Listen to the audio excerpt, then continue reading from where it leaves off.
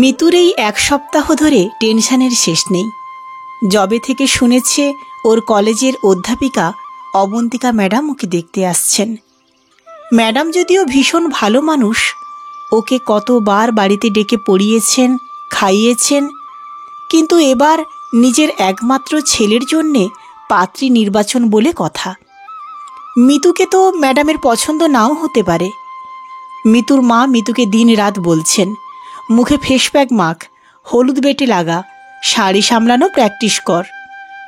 মিতুর বাবা বলে দিয়েছেন আগের 3টে পাত্র হাতছাড়া হয়েছে গায়ের রঙের জন্যে।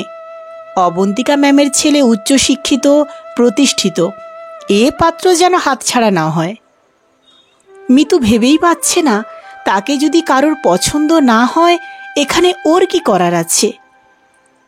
যদিও অবন্তিকা ম্যাডাম ফোনে পরিষ্কার বলে দিয়েছেন কোনো আয়োজনের দরকার নেই, ভারী শাড়ি পরে বসারও দরকার নেই, আমি শুধু তোমার আর তোমার বাবা মায়ের সাথে বিয়ে নিয়ে কথা বলতে যাচ্ছি।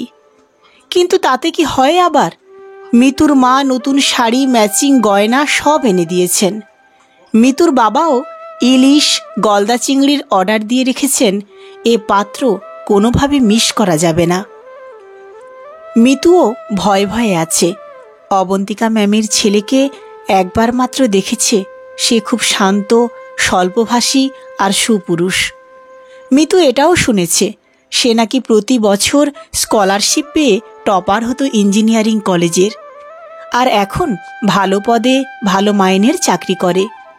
কাকিমা পিসিমারা বলছেন মা ছেলের সংসার, দুজনেই চাকরি করে, বেশ আয়েশ করে থাকতে পারবে মিতু। কিন্তু কেউ একবার ভাবছে না মিতু কি চায়।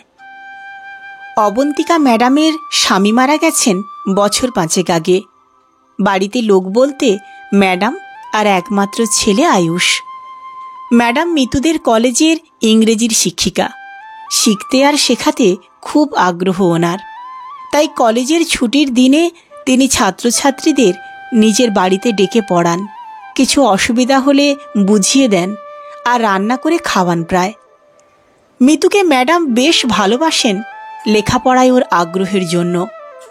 সেবার ম্যাডাম 3rd ইয়ারের ছাত্রছাত্রীদের ডাকলেন, কিছু নোটস তৈরি করেছেন সেগুলো দেবেন বলে। কিন্তু সেদিনই মিতুকে দেখতে আসার কথা পাত্রপক্ষের, তাই মিতু যেতে পারল না। পরের দিন কলেজ যেতেই ম্যাডাম মিতুকে ডেকে বললেন, কিরে কাল সবাই এলো, তুই এলি না কেন? মিতু উত্তর না দিয়ে মাথা নিচু করে রইল। ম্যাডাম মাথায় হাত বুলিয়ে বললেন, কি হয়েছে মা, আমায় বল।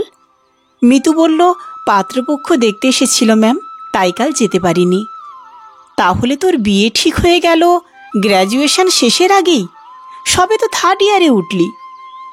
মিতু দীর্ঘশ্বাস ফেলে বলল, না ম্যাম, ঠিক হয়নি, পাত্রপক্ষের পছন্দ হয়নি আমাকে গায়ের রঙের জন্য। তারপর ম্যাডাম মিতুর কাছে বাবার ফোন নাম্বার চাইলেন। মিতু নাম্বার দিল।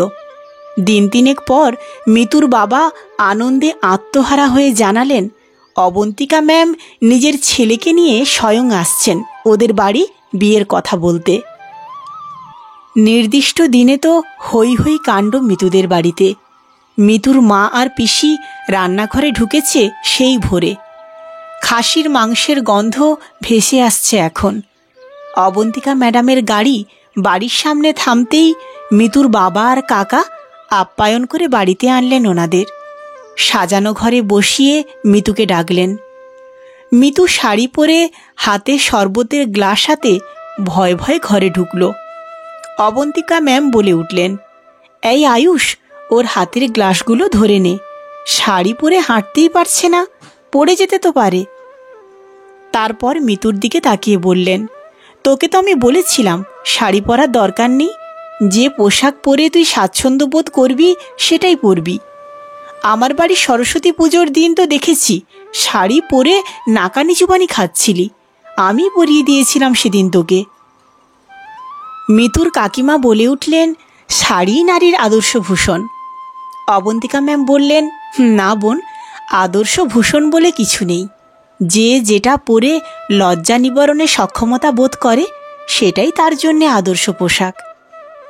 অবন্তিকার বাবা বললেন, মেয়ের আমার অনেক গুণ, গান করতে জানে, রান্না করতে পারে মোটামুটি, শুধু গায়ের রঙটা একটু কালো। অবন্তিকা ম্যাম বললেন, গায়ের রং ফর্সা কালো হয় জিনগত আর পরিবেশের তারতম্যগত কারণে, এখানে ওর কোনো হাত নেই।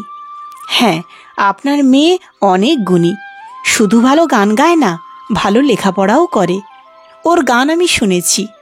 আর বিপদের সময় খেয়ে বেঁচে থাকার জন্যে রান্না করতে জানলেই হবে। আমি আমার ছেলেকেও রান্না করতে শিখিয়েছি। মিতুকে বললেন, যা মা, তোর আর বেশি সময় শাড়ি পরে গরমে বসে থাকতে হবে না, গিয়ে সালোয়ার পরে নে। কিছু সময় কথা হওয়ার পর অবন্তিকা ম্যাম বললেন, আচ্ছা দাদা, আমি চাই আমার ছেলে আর আপনার মেয়ে সামনাসামনি কথা বলে নিজেদের মতামত জানাক, এতে কি আপত্তি আছে আপনাদের? মিতুর বাবা ওতে আপত্তি করলেন না। আয়ুষ ঘরে ঢুকতেই মাথা নিচু করে বসে রইল মিতু। আয়ুষ এসে শান্তভাবেই বলল, জানালা দিয়ে অনেকবার দেখেছি তোমাকে আমাদের বাড়ি আসতে।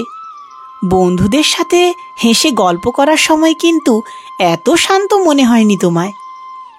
এই কথা শুনে হাসি মুখে মুখ তুলে তাকালো মিতু।